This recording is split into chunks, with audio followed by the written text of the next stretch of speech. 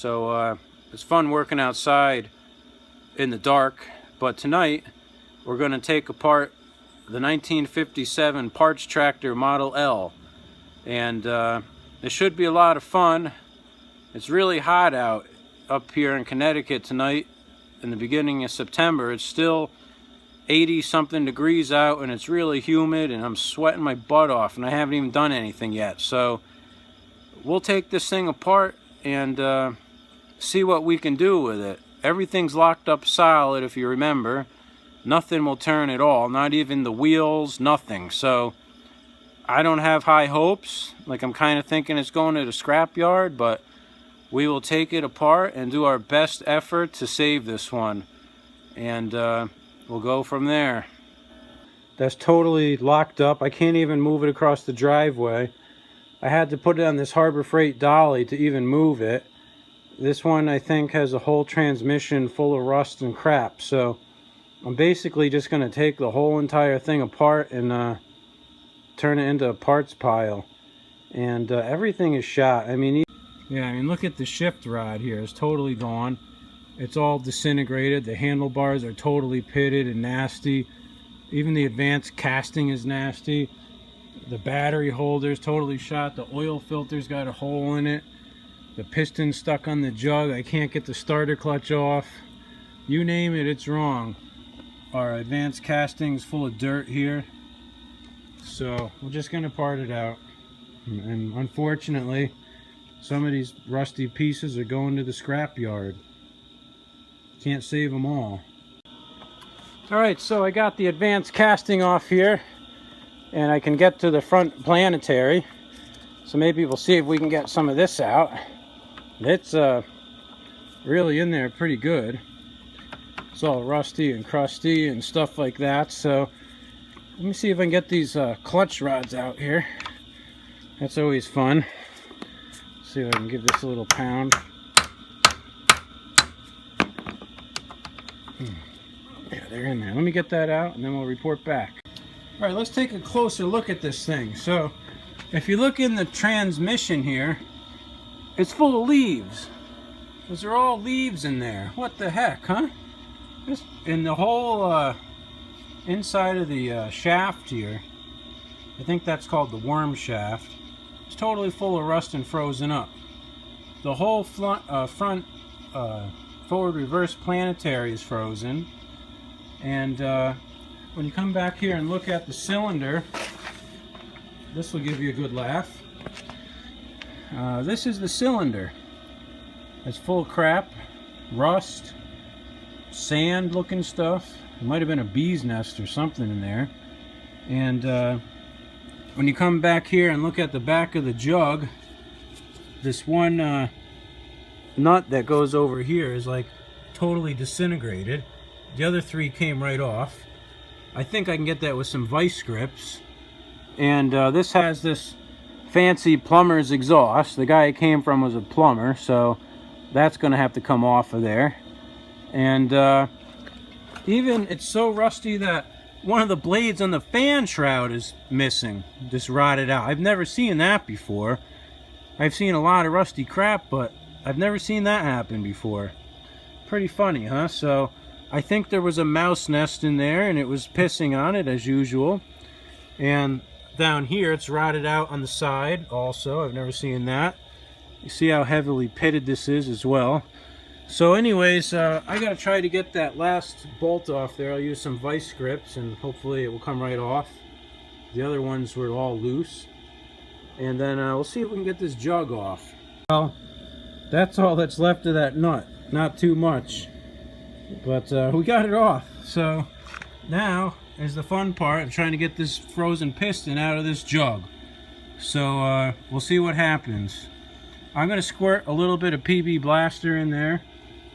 I'm going to take my air nozzle and blow that crap out of there first. And if it's like the other one, I just kind of had to rock it back and forth, rock it back and forth. I ended up taking a block of wood with a hammer and just hammering it straight down. Of course the piston's at the top and not on the bottom. If it was at the bottom, at least I could just take the piston pin out and take the jug off, but we'll see what we can do. Alright, so I squirted the PB Blaster in there and blew out all the crap, and it actually doesn't look that bad. The top of the piston is not pitted or anything. It's very flat. The cylinder walls don't seem to be all mouse pissed out like the other one was, so let me do a little hemming and hawing and prying and see if we can get it off. Well, here's the deal. I can't get anything to move. I can't get the crankshaft to move. I can't get the piston to move. So what I'm probably going to do is pull the motor off of the actual transmission. But I figured for tonight I would just fill up that cylinder bore with some PB Blaster and let it sit overnight. And then tomorrow morning, or at some point over the weekend, I can attempt to, free it up a little better if I let it soak. I think I can get more leverage while it's on the machine, but I have a feeling that since the whole transmission's locked up solid, stupid kid on a motorcycle. Anyways, I have a feeling that since the whole transmission is locked up solid, that's why I can't get the crankshaft to spin. So you know what, I can take the motor off and I can just leave it upright and soak in PB. It doesn't have to be on the machine. So I think what I'll do is, in order to take the motor off, the only thing I have left is to take off the magneto impulse coupling, and then I should be able to get the motor right off. So take that off and see what we got. Alright, so the motor's off, that's no issue, and it came right off with no effort whatsoever. I also had to disconnect the oil lines, I forgot about that. So let's take a peek at inside this transmission here, at how awesome this thing looks. And just as I suspected, it's totally full of rust and grime and dirt and crap. And you can see over here on the side here just how this crap is. It's just this crusty, rusty, cast iron, breaking down crap. And that's all because some idiot left it outside in the elements. And I can't even turn this planetary at all. In fact, we're going to try to remove this and take it out, and we'll inspect it. So we'll be back in a few minutes. Now, I got the planetary out, and it's really not that bad in here. I thought it would be a lot worse. There's a little bit of oil down at the bottom with a bunch of junk in it, but you could actually clean that up really easily, I think. And I really don't want to trash this thing and scrap it. There's really, it's still a good tractor. There's really nothing wrong with it. Just needs a little cleaning. And I think maybe I'm going to go that direction now instead of junking it, because I really don't have the heart to junk these things. They're so cool.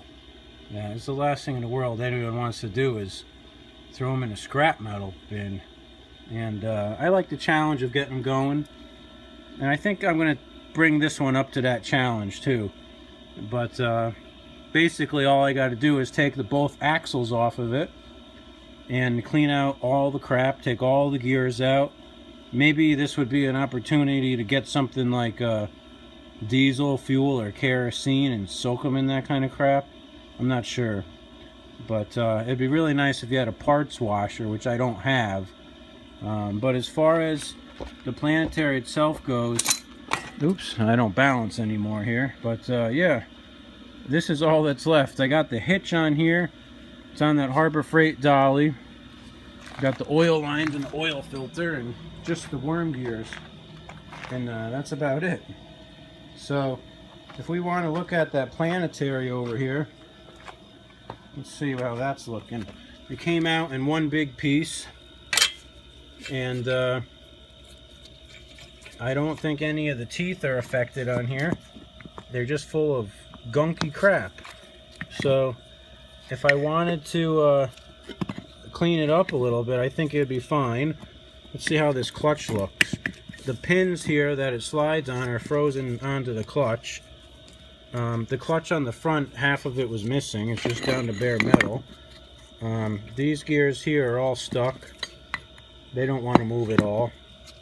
But I think if I give this a little massaging with a screwdriver, let's see, there we go. I should be able to get it apart. It's just stuck. It just needs a little love tap to get going, we'll say. Let's see if I can get that apart.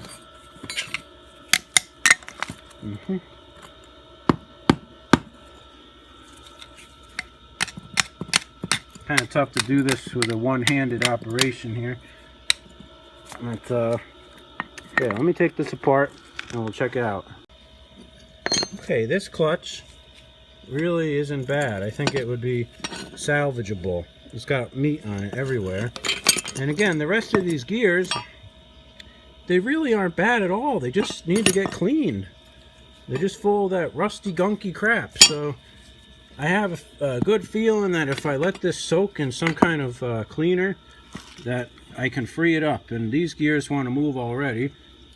This one's locked, but that one's going. You know, I'm sure if I just sprayed some crap in here and let it sit and tapped on it a couple times, that it would free right up. I'm not really concerned about that. So maybe we'll see if we can get it going. I just got to get this damn cylinder apart here and this damn pulley off the clutch here, and I think we'll be in much better shape. So yeah, that's a wrap for now. And this one is an old one, like I was saying. If you look at the serial number here, it's an LM48606, which is a 57.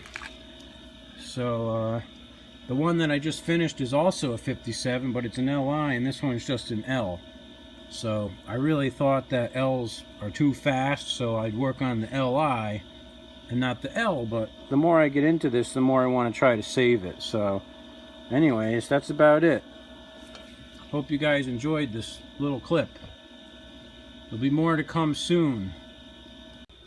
Now here's something else that I found interesting. When I took off the starter plate here, it had this funny little piece on the bottom that basically went from the bottom hole here into the engine mounting bolt. From the bottom hole down to the trailer hitch. Normally you have a big long piece that goes from the top all the way down to the hitch, and not this little piece. And this doesn't look like it's homemade. I guess the guy could have taken the long one and just cut it shorter and ground it round again, but I'd never seen one like this before. That's a first for me. So yeah, interesting. Thought that was a neat tidbit that I'd share with everybody.